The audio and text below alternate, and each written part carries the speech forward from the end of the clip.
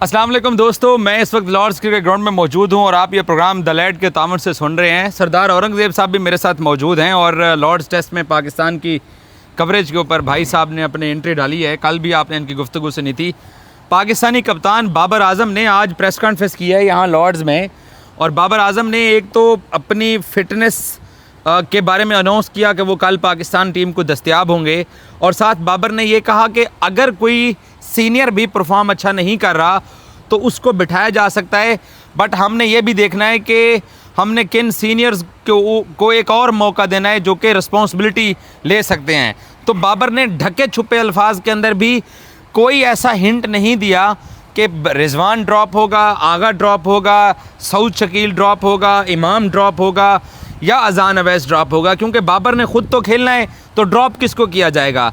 क्या यंग जो हैं अजान अवैस उनको निकाला जाता है, इमाम को निकाला जाता है, सऊद को बिठाया जाता है, या out of form Salman Ali Agha को बिठाया जाता है। और रिजवान जो हैं वो भी भरपूर किस्म की बैटिंग प्रैक्टिस कर रहे हैं, लेकिन इम्कानात ये हैं कि गाजी गौरी जो हैं वो पाकिस्तान को टेस्ट टीम के अंदर कल दस्तयाब होंगे। रिजवान को पाकिस्तान बेंच पे बिठा सकता है। एक चीज़ तो तय है, दोनों में से एक तो बैठेगा, या रिजवान बैठेगा या सलमान अली आगा बैठेगा। बॉलिंग में भी मुझे नहीं लगता कि साजिद खान को यहाँ अंदर चांस दिया जा रहा है, क्योंकि इंग्लैंड के तमाम जो बैटर्स हैं वो राइट हैंडर हैं। सो लेफ़्ट आर्म जो स्पिनर होते हैं उनका गेंद लेग ब्रेक की तरह बाहर निकलता है, तो इसलिए left arm spinner Ali Usman मुझे खेलते हुए दिखाई दे रहे हैं।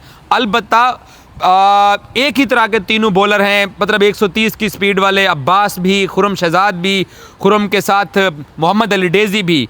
सो अब्बास और खुरम खेलेंगे तो डेज़ी बैठेंगे, आप उबैद शाह को चांस दे सकते हैं। लेकिन मेरी टेक जो है वो ये है, सरदार साहब की मैं ओपिनियन लेता हूँ कि आप जो 16 प्लेयर लेके आए हुए वो सारे एक जैसे हैं। ये मुश्किल हालात में फ़िलहाल ने मुझको सपोर्ट किया था तो मैं उसको सपोर्ट करूंगा। आज हम आईसीसी वर्ल्ड टेस्ट चैम्पियनशिप के आखिरी पॉइंट के ऊपर खड़े हुए हैं। सो हमें बोल्ड डिसीजन लेने पड़ेंगे, ब्रेव कॉल्स लेनी पड़ेंगी, और प्रोफेशनल अंदाज के अंदर पाकिस्तानी टीम को यहाँ अपनी प्लेइंग 11 मैदान में उतारनी पड़ेगी। सरदार औरंगज़ेब साहब मेरे साथ मौजूद हैं। मैं आपसे ज़्यादा बोरिंग सवाल नहीं करूँगा, खबर मैं आपसे बाद में लूँगा। पहले तबसरा कीजिए कि किसको बैठना चाहिए, किसको आना चाहिए। देखें, अगर देखा जाए ना तो जो परफॉर्मेंस के हिसाब से तो जो नाम आप लिए डेफिनेटली इनको बैठना चाहिए। और रिजवान बहुत अरसे से परफॉर्म नहीं कर रहे, गाजी गौरी हैं। मैं तो कहता हूँ कि रोहिल नज़ीर को भी स्क्वाड में होना चाहिए था। सलमान अली आगा परफॉर्म नहीं कर रहे, सऊद शकील 5-6 इनिंग्स ऐसी हो गई हैं जिसमें वो परफॉर्म नहीं कर रहे। तो देखा जाए तो अच्छी खासी जो है वो चेंजिंग बनती है। लेकिन कल जब हमने अपना व्लॉग ख़त्म किया था तो इसी डिबेट पे ख़त्म किया था कि आपने कहा था कि सलमान अली आगा बैठ जाएंगे, रिजवान बैठ जाएंगे, क्योंकि सीनियर जो हैं लाहौर से कुछ हदायत ऐसी आ रही हैं। मगर ऐसा कुछ नहीं होने वाला। मैंने कल आपको कहा था कि बाबर आजम जो है वो सीनियर पे बहुत ज़्यादा रिलाई करते हैं। आपको याद होगा हसन अली को 3 साल के बाद बगैर किसी परफॉर्मेंस के, बगैर डोमेस्टिक खिलाए वो 2023 के वर्ल्ड कप में लेके आ गए थे। तो बाबर आजम का एक फार्मूला तो है कि वो जो अपने सीनियर्स हैं उन पर बहुत ज़्यादा ट्रस्ट करते हैं, और यहाँ जहाँ और वो ट्रस्ट पे पूरा उतरते हैं। नहीं, कभी नहीं। 2022 से तो ऐसा ही है कि बगैर तो परफॉर्मेंस के जो आता है। चले खुल के डिबेट कर लेते हैं, ये जिद क्यों नहीं छोड़ी जाती? देखिए, ये तो पूछना चाहिए ना, जो स्टेक होल्डर बैठे हुए हैं, जो इनको सेलेक्ट करके यहाँ पे बैठते हैं। बहुत लंबी चौड़ी फहरिस्त है हमारे जो मैनेजमेंट के लोग हैं, और सारे पावरफुल लोग हैं। ऐसा भी नहीं है कि कोई डिसीजन मेकिंग जो है, कोई पावर प्ले यहाँ पे चल रहा है या कोच की बहुत ज़्यादा सुनी जा रही है, ऐसा बिल्कुल भी नहीं है। जो लोग वहाँ पे बैठे हुए हैं वो बहुत पावरफुल लोग हैं, उनको ये डिसीजन लेना चाहिए। ये ब्लेम अगर मैं बाबर आजम पे डाल दूँ, रिजवान पे डाल दूँ, सलमान अली आगा पे डाल दूँ, तो मेरे ख्याल में ये कोई बात बनती हुई नज़र नहीं आ रही, क्योंकि जो लोग ये डिसीजन मेकर हैं उन्हीं को ये फैसले करने चाहिए। सर मैं आपको कल भी खबर दी थी कि लाहौर ये कहता है कि हम अब क्या ग्राउंड में 11 उतरने हैं, टेलीफोन करें। देखिए, आप जो 15 सेलेक्ट कर रहे हैं ना, उसमें से आप 15 के 15 आप ऐसे प्लेयर पे कि आप एक जैसे प्लेयर। यहाँ पे अगर मुझे बताएं कि अगर मीर हमजा आपके पास होते हैं, लेफ्ट हैंड जो बॉलिंग करते हैं, पेसर हैं, तो थोड़ा सा तो कोई डिफरेंस होता ना। अब मोहम्मद अली जैसे बॉलर, वैसे मोहम्मद अब्बास हैं, खुरम इसी तरह पिट रहे हैं। अब आपके पास ऑप्शन के तौर पर जो बचते हैं वो आमिर जमाल है 140 प्लस का बॉलर है, आमिर जमाल है, और उबैद शाह 140 प्लस का बॉलर है। तो थोड़ी सी आपको चीजें जो है ना आउट ऑफ द बॉक्स जाके सोचनी आप चाहिए। भी ना फ्रेम से आउट मत होइए। आपको यहाँ पर मीर हमजा, आपको याद होगा आप ऑस्ट्रेलिया में बैठे सर हुए थे। लकीर क्यों पीट रहे हैं? जो दस्तयाब हैं वो बताएं। अच्छा देखिए जो दस्तयाब है, यही तो मैं कह रहा हूँ ना, जो दस्तयाब है, पता हम करते क्या है, हम बुरे को बुरे से रिप्लेस करते हैं, हम बुरे को अच्छे से रिप्लेस नहीं करते। एक बुरा गया तो दूसरा बुरा लेके आ जाते हैं। सर जो 15 आए हुए हैं इनमें बेस्ट प्लेइंग 11 लॉर्ड्स में क्या बनती है? देखिए बनती क्या है ये एक अलग डिबेट है, लेकिन मैं आपको आपने जो 4 मिनट का जो इंट्रो दिया है ना कि यहाँ पे ये होगा वो होगा होना चाहिए। ये मुझे और आप, हालांकि आपने ऐनक लगाई हुई है, हम अंधों को नजर आ रहा है कि ये होना चाहिए। मैं बड़ा स्ट्रेट फॉरवर्ड जवाब देता हूँ आपको। एक तब्दीली है, अजान ओवैस की जगह बाबर आजम खेल रहे हैं, बस, बाकी कोई चेंजिंग नहीं है। अली अब्बास और खुरम तीनों एक जैसे बॉलर खेलेंगे। मैं आपको कह रहा हूँ सिर्फ एक चेंज। आमिर को तो नहीं खिला रहे हैं। मैं आपको बता दिया ना, एक ही चेंज है, तो इसका मतलब एक ही चेंज है फिर ना, एक ही चेंज है। बाबर आजम खेलेंगे अजान ओवैस की जगह, बाकी कोई चेंज नहीं। रिजवान अपने नंबर पे खेलेंगे, सलमान अली अपने नंबर पे खेलेंगे। खिलाने के पीछे आप मंतक क्या हो सकती है? मैंने आपको अभी तो बताइए आपको, सीनियर को ड्रॉप करना, सिर्फ ये कि सीनियर कि मैं मुश्किल वक्त में था तू खड़ा रहा। देखिए आप उस पर भी डिबेट कर सकते हैं, शायद ये चीज़ भी हो, लेकिन ये है कि वही जो स्कूल ऑफ थॉट आप एक लफ्ज़ यूज़ करते रहते हैं ना, वो बाबर आजम का यही है कि सीनियर जो है वो यहाँ पे। आज एक सवाल भी बड़ा अच्छा हुआ क्योंकि पिछले मेरे ख्याल में को 8-10 टेस्ट ऐसे हो गए हैं कि हमारी जो आखिर 5 नंबर की बैटिंग है वो 50 रन भी नहीं कर रहे सारे मिला के, तो वो भी बाबर से सवाल हुआ। At least out of the box चीज़ें तो सुने कि हमने 9 रन या 8 रन लोगों से बेहतर कम किए हुए, ज्यादा हम बुरे नहीं हैं। अच्छा चलें अब मुझे, लेकिन अगर ये एक चेंज आता है, अजान ओवैस यंग बच्चे के ऊपर छुरी चला के आप उस निकम्मी टीम को जो 37 ओवर में ऑल आउट हुई, जो 400 खा गई, उसके साथ आप लॉर्ड्स टेस्ट खेलेंगे, तो इसका मतलब ये है कि आप प्लेट में रख के सीरीज दे रहे हैं। देखें ना, आपके पास जो दस्तयाब मटेरियल है ना, उसमें से उन्होंने बेस्ट निकालना है। उसमें से चेंज जो मेरे हिसाब से बनती थी, गाजी गोरी को उन्हें खिला देना चाहिए था।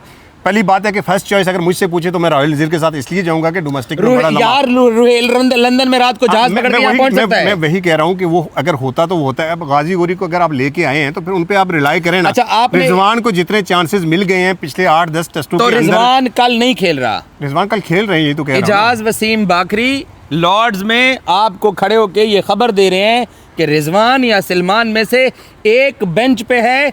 ये सामने दीवार पे लिखा जा चुका है। मैं दीवार पे उल्टी साइड पे पढ़ रहा हूँ कि मोहम्मद रिजवान कल खेल रहे हैं, और एक चेंज जो है वो बाबर आजम नहीं है। एक बात पे डिबेट ज़रूर हो सकती है कि खुरम जो है पिछले मैच में आउट ऑफ द फॉर्म थे, उनकी जगह अगर उबैद से आ जाते हैं तो मुझे बिल्कुल हैरानगी नहीं होगी। लेकिन तो जो सवाल आप कर रहे हैं, मुझे नहीं लगता दूर दूर तक शायद इस पे कोई डिबेट भी ना हुई होगी कि गाजी गोरी आ जाए रिजवान की जगह पे। भाईजान कल मैं और आप इधर ही हैं। इधर ही हैं।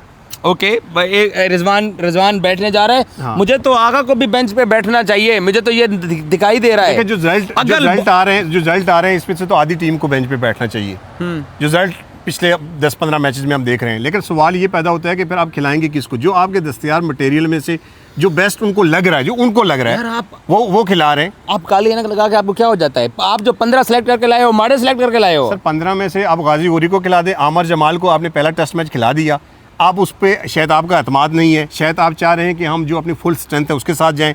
मुझे लगता है कि आमर जमाल को ज़रूर इसलिए होना चाहिए कि जो आपका बैटिंग क्लैप्स आ रहा है ना, उसको कंट्रोल करने के लिए एक आधा ऑलराउंडर आपको नंबर 8 पे होना चाहिए। आप देखें ना 15 रन पे हमारे 5 गिर रहे हैं, 20 पे हमारे 5 आउट हो रहे हैं, तो उसको रोकने के लिए एक आधा बैटर 8वें नंबर पे होना चाहिए। लेकिन बाबर आजम क्या सोचते हैं, टीम मैनेजमेंट क्या सोचती है, कोच सरफराज क्या सोचते हैं, ज़ाहिर है वो हमसे डिफरेंट सोचते हैं। तो इसलिए उनका ये फैसला है कि वो ऐसी टीम खिलाएंगे। हमारी ख्वाहिश नहीं है ये। अब यंग गाजी गौरी बेचारे का कसूर ये है कि वो उसका अजान ओवैस का कि वो दोनों इनिंग्स के अंदर इंग्लैंड की कंडीशन के अंदर एडजस्ट नहीं कर पाया, यही उसका कसूर है।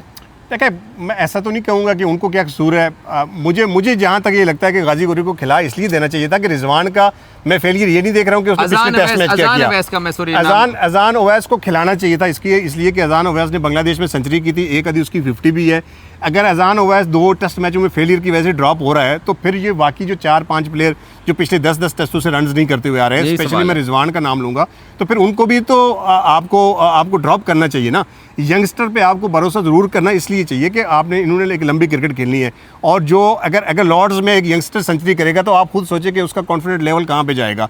तो ऐसे हमने लॉर्ड्स में मौका नहीं देना किसी जूनियर को। मैं यही कह रहा हूँ ना, हम सीनियर खलीफे हैं, हम सीनियर खलीफे हैं, हम जो है ना पीछे से सारी ट्रॉफियां जीत के आ रहे होता हैं। क्या है, अब होता ये है कि पिछले मैच में टीम सारी गिरी हुई थी तो रिजवान ने ऊपर से आके 40 कर दिए, वो 40 उनका सर्वाइवल है, वो मैच खेल गए।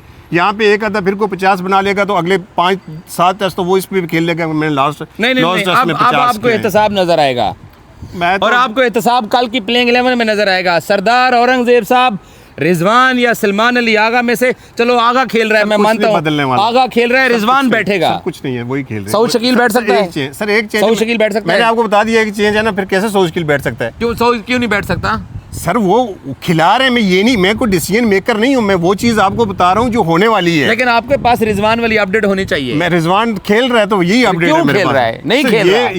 ये मेरा डोमेन नहीं है कि क्यों खेल रहा है। रिजवान क्यों खेल रहा है इसका जवाब मैं नहीं दे सकता। रिजवान पाकिस्तान की तरफ से ये टेस्ट मैच नहीं खेलना चाहिए। ख्वाहिश का मैं एहतराम करता हूं। ख्वाहिश भी है और खबर भी है, नहीं खेलेगा। और शायद ये मेरी ख्वाहिश भी है कि रिजवान को आपने बहुत ज्यादा चांसेस दे दिए, उनको टीम में नहीं होना चाहिए, लेकिन रिजवान टीम में खेल रहा है, ये हकीकत। आपकी बात मान लेते हैं, रिजवान को अगर चांस मिलता है तो तबाही है फिर साडी। नहीं, तबाही तो है, डेफिनेटली तबाही तो है। पाकिस्तान को एक आधा टेस्ट मैच जीतना चाहिए इंग्लैंड सीरीज़ में।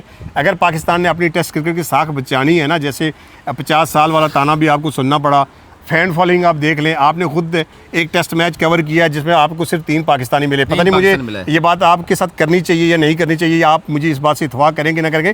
क्राउड के ना आने की एक और वजह है, और वो वजह ये है कि यहाँ पर इंग्लैंड में, आप मेलबर्न पे देख लें, ऑस्ट्रेलिया में, इंग्लैंड में, यहाँ पर 70-80% जो क्राउड होता था ना, वो कश्मीरी क्राउड होता था। और जो कुछ कश्मीर के हालात चल रहे हैं उसकी वजह से भी